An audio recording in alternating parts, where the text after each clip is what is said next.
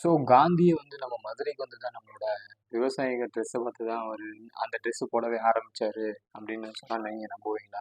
So மதுரையில் வந்து எக்கச்சக்கமான ஒரு சீக்ரெட்ஸ் இருக்குது. மதுரையை பற்றி எல்லாருமே தெரியாதவங்க நிறைய பேர் இருப்பாங்க.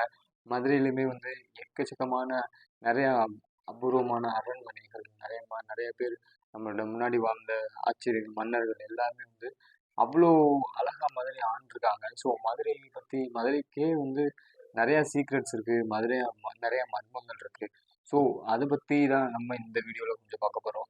ஸோ நீங்கள் நம்ம சேனல் புதுசாக வந்தீங்கன்னா சப்ஸ்கிரைப் பண்ணிக்கோங்க. ஸோ என்ன அப்படின்னா மதுரையோட சீக்ரெட்ஸ் எல்லாமே எல்லாரோட சீக்ரெட்ஸ் எல்லாமே பேசுவாங்க. ஸோ நம்ம நம்ம ஊரில் இருக்கிற நம்மளோட ஹிஸ்ட்ரியோ இல்லை ஒரு மிஸ்ட்ரிஸ் போகிறோம். ஸோ மதுரை என்ற ஒரு பேர் எப்படி வந்துச்சு, ஸோ மதுரைன்னு ஏன் கூப்பிடுறாங்க, மதுரைன்ற போது வந்து எல்லாருக்குமே தெரியும் எல்லாமே இது ஒரு பெரிய ஒரு கெத்தான ஒரு அப்படி இப்படின்லாம் சொல்லுவாங்க. ஸோ இருந்தாலும் அதுவும் இருக்குது. அதே மாதிரி நிறையா வரலாறுகள்லாம் நம்ம படிச்சோம்னா இன்னும் ரொம்ப ஆச்சரியமாக இருக்குது. என்னால் படிக்கும் போது ரொம்பவுமே படிக்கவும் முடியல என்னால். ஸோ நான் படித்த வரைக்கும் உங்கள்கிட்ட ஷேர் பண்ணுறேன். நீங்கள் நம்ம சேனல் புதுசாக வந்தீங்கன்னா சப்ஸ்கிரைப் பண்ணிக்கோங்க. வாங்க கைஸ் வீடியோக்குள்ளே போகலாம். ஸோ என்ன அப்படின்னா ஃபஸ்ட்டு வந்து மதுரை 2 லட்சம் மக்கள் தொகை கொண்ட ஒரு ஊர். இது வந்து 2011 மக்கள் தொகை கணக்கெடுப்புல மக்கள் தொகை கணக்கெடுப்பு எடுத்தாங்கல்ல. ஸோ அப்போவே வந்து பார்த்தீங்கன்னா மதுரையில் வந்து ஒரு 10 லட்சம் பீப்புள்ஸ் இருந்தாங்க. அதாவது எக்ஸாக்டானா 10,17,000 பீப்புள்ஸ் இருந்தாங்க. ஸோ அப்படி அதுக்கப்புறமே இப்போ அதிகமாகிருப்பாங்க. நான் சொல்கிற கால்குலேஷன் வந்து 2011. ஸோ 2011 இவ்வளோ இருந்தாங்க. ஒரு 2500 வருஷங்களாக ஒரு தெரு இன்னும் நம்மகிட்ட இருக்குது. நம்மளோட மதுரையில் நம்ம வந்து இன்னும் அந்த நந்தி சிலையெல்லாம் மூடினா ஸோ ஒரு 2500 வருஷமாக இருந்த ஒரு தெரு வந்து இப்போ நம்ம மதுரையில் இருக்குது. ஸோ அந்த மாதிரி தெருக்களில் இப்போ நந்தி சிலையிலையுமே இருக்குது. நந்தி சிலை அந்த ஏரியாலாம் ஒரு 2500 வருஷமாக இருக்குது. ஸோ 2500 வருஷத்துக்கு முன்னாடி நம்ம மதுரை ஆண்டவங்கலாம் பார்த்திங்கன்னா இந்த மரபு சின்னமாக பார்க்குறது மதுரை நகரமில் வந்து பல்வேறு அந்த சங்ககால பாண்டியர், அப்புறம் பார்த்திங்கன்னா இடைக்கால சோழர், பிற்கால சோழர், அப்புறம் பிற்கால பாண்டியர்கள், மதுரை சுல்தானகம், விஜயநகர பேரரசு, மதுரை நாயக்கர், கர்நாடக கிரேக்க கர்நாடக ஆங்கிலேயர்கள். ஸோ இந்த மாதிரிலாம் மதுரையை நிறைய பேர் ஆண்டிருக்காங்க. ஸோ அது போக நம்ம மதுரையில் இருக்கிற பெரிய மதுரைனால எல்லாருக்குமே ஞாபகம் வருது வந்து Meenakshi Amman temple. So Meenakshi Amman temple பார்க்குறதுக்கு ஃபாரின்லேருந்து தான் வருவாங்க நிறைய பேர். ஸோ ஃபாரின்லேருந்து நிறையா அமெரிக்கா நிறைய பேர் நானே பார்த்துருக்கேன். ஸோ அந்த மாதிரி வந்து ஃபாரினர்ஸ் விசிட்டர்ஸ் பண்ணுற அளவுக்கு ஒரு டூரிசமான பிளேஸு, ஒரு கோவில் நகரம்னா மதுரையை கூட சொல்லலாம். ஏன்னா மதுரையில் மீனாட்சி அம்மன் கோவில் சொன்னோம் அப்படின்னா யாருக்குமே தெரியாதவங்கள யாருமே கிடையாது. ஸோ மதுரையில் மீனாட்சி அம்மன் கோவில் அது தெரியும். அப்புறம் திருமலை நாயக்கர் அரண்மனை அது தெரியும்.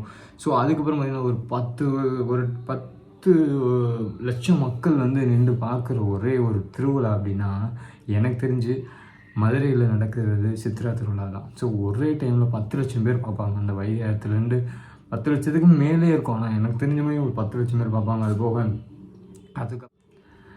அதுக்கப்புறம் பார்த்திங்கன்னா மதுரையில் நடக்கிற ஜல்லிக்கட்டு, ஸோ அவனியாபுரம், அலங்காநல்லூர், பாலமேடு இந்த மாதிரி நடக்கிற ஒரு ட்ரெடிஷ்னலான ஒரு ஃபெஸ்டிவல்ஸ்லாம் வந்து நம்ம மதுரையில்ஸ்லாம் நடக்கும். மதுரையில் அதாவது சென்னை, கோயம்புத்தூர் இந்த மாதிரி அடுத்த ஒரு பெரிய மாநகராட்சியாக பேசப்படுறது மதுரை தான். இப்போ மெட்ரோ வரப்போகுதுன்னு சொல்கிறாங்க.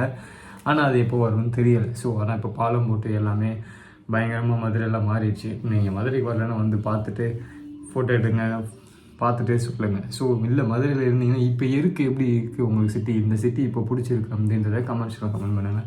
ஸோ அது போக முன்னாடிலாம் பார்த்திங்கன்னா முன்னாடி காலத்துலலாம் பார்த்திங்கன்னா ரப்பர், ரசாயனம் அந்த மாதிரி தொழில்துறை எல்லாத்துலேயுமே வந்து நம்மளோட மதுரை வந்து ரொம்பவுமே பயங்கரமாக வளர்ந்துட்டு தான் இருந்துச்சு. Medical college, agriculture college. ஒரு 1971 தான் இந்த மதுரை சிட்டி வந்து மாநகராட்சியாக மாறிச்சு. ஸோ அடுத்து மதுரையில் பார்த்திங்கன்னா மதுரையில் பார்த்திங்கன்னா சென்னை ஹைகோர்ட் இருக்குது. அப்புறம் பார்த்திங்கன்னா radio stations, railway stations, 27 police stations இந்த மாதிரி நிறையா இருக்குது. நேஷ்னல் ஹைவேவில் ஜாயின் பண்ணுறதுக்கு முன்னாடிலாம் பார்த்திங்கன்னா பயங்கரமாக இதெல்லாம் இருக்காது. மதுரை வந்து ஒரு பெரிய மலை நகரம் தான் சொல்லுவாங்க. அதோட பேரே வந்து மலைத்துறைன்னு தான் இருந்துச்சு. அது மலையாக இருக்கும், துறைன்னு இருந்துச்சு. அப்புறம் மதுரைன்னு மாறிச்சு. இந்த மாதிரி தான் நேம் மாறிச்சு மதுரைக்கு. ஸோ அடுத்து பார்த்திங்க அப்படின்னா மதுரையோட அந்த மதுரையில் இருக்கிற கிலோமீட்ரு சதுர மீட்ரு பரப்பளவு பார்த்திங்கன்னா ஒரு 147.99 சொல்கிறாங்க. ஸோ இது வந்து 2011 எடுத்த மக்கள் தொகை வந்து அதான் சொன்னேன்ல 10,17,865 கரெக்டாக. அப்புறம் உலக சுகாதாரமே வந்து மதுரை வந்து ரொம்பவுமே மாசில்லா மாநகரம் அப்படின்லாம் ஒரு சர்டிஃபிகேஷன் கொடுத்தாங்க.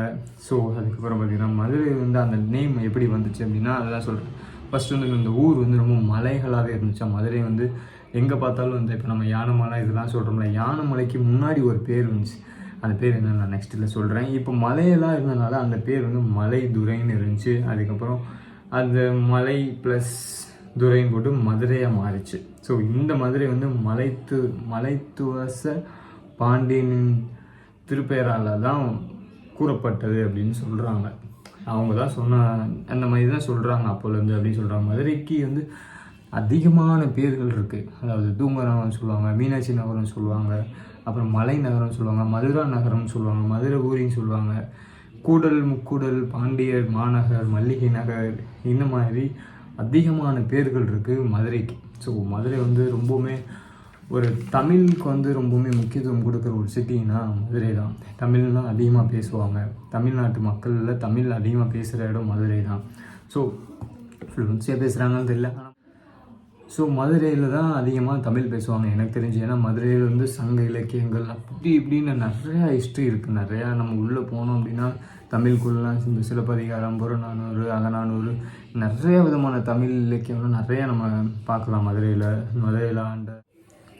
மதுரையில் இருந்த முன்னாடி மன்னர்கள்லாம் எல்லாமே தமிழ் இலக்கியங்கள், சங்க இலக்கியங்கள் அதிகமாக இருக்குது. தமிழ் சங்கம் கூட மதுரையில் இருக்குது.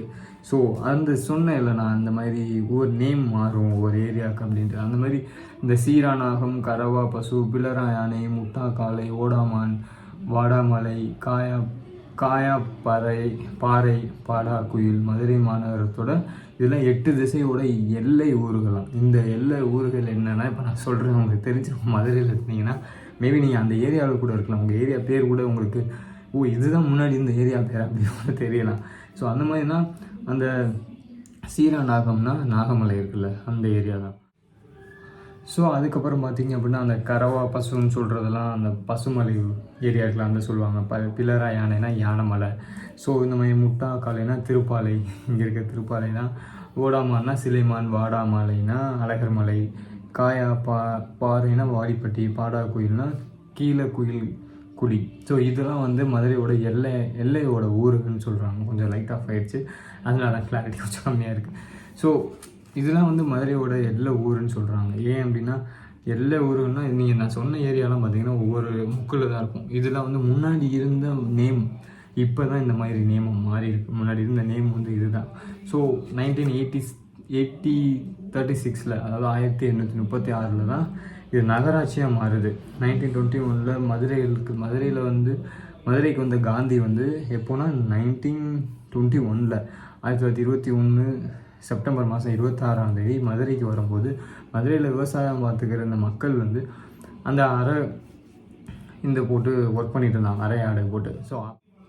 ஸோ அப்போ அதை பார்த்து தான் அவருமே வந்து இந்திய தேசிய தலைவரான காந்தி முதல்ல அப்போவுமே ஃபஸ்ட்டு அவர் தான் வந்து அரை ஆடை அணிந்தாருன்னு சொல்கிறாங்க. ஸோ பண்டே மதுரை வந்து மீனாட்சி கோவில் சுற்றி தான் அந்த ஒரு மதுரையே இருக்கும் அப்படின்னு சொல்கிறாங்க. அந்த வரைபடம் கூட அப்படி தான் இருக்கும். ஏன்னா அந்த மதுரை கட்டப்பட்டது வந்து மீனாட்சி கோவிலை சுற்றி தான் கட்டப்பட்டது. ஏன்னா மீனாட்சி அம்மன் கோவில் வந்து இப்படி இருக்கும், அது ஸ்கொயர்ஸ், அதை சுற்றி தான் சதுர வடிவில் கட்டியிருக்கோம் மதுரை அப்படின்னே சொல்லுவேன். நான் சைடில் கூட அந்த படம் போடுறேன் பாருங்கள்.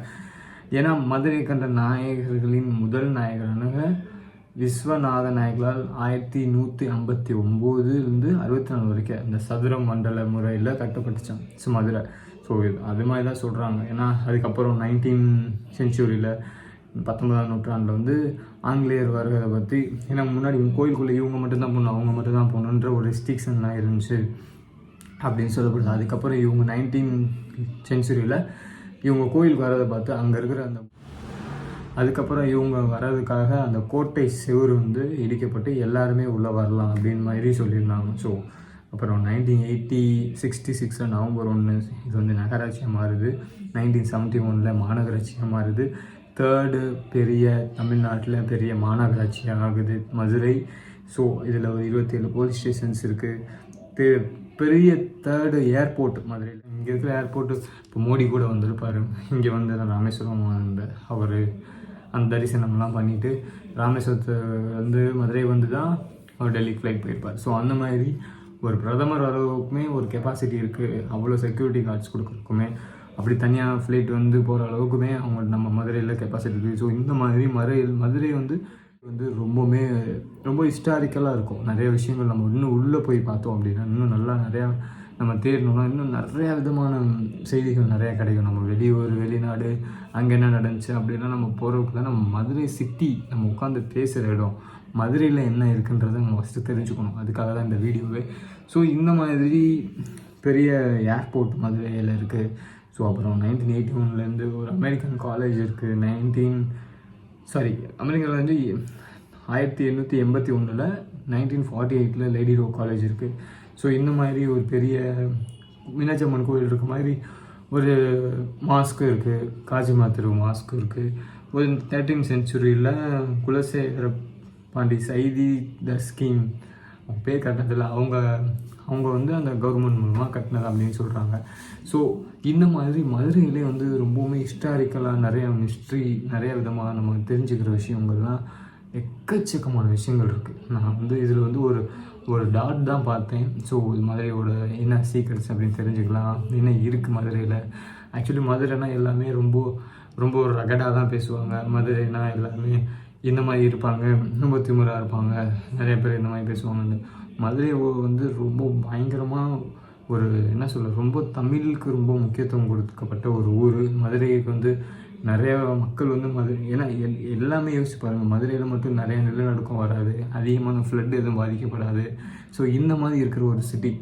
ஸோ மதுரை வந்து ஒரு சேஃப் ஜோனில் தான் இருக்குது எப்போவுமே. ஸோ மதுரை வந்து எல்லாமே சொல்லுவாங்க இதில் இங்கே என்ன இருக்குது, இங்கே என்ன போகிறது அப்படின்ட்டு. ஸோ எல்லா வெளியூர் போய் சம்பாரிச்சோன்னு கேட்டு பாருங்கள். நான் என் ஊரில் இருந்துக்கலாம், சொந்த ஊரில் இருந்துக்கலாம் தான் சொல்லுவோம்.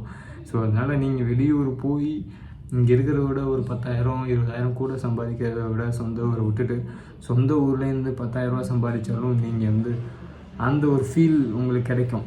ஏன்னா ரியாலிட்டிக்கான ஒரு ஃபீல் நமக்கு கிடைக்கும். ஸோ அந்த மாதிரி உங்கள் ஊரில் உங்கள் நேட்டிவில் கொண்டாடுங்க.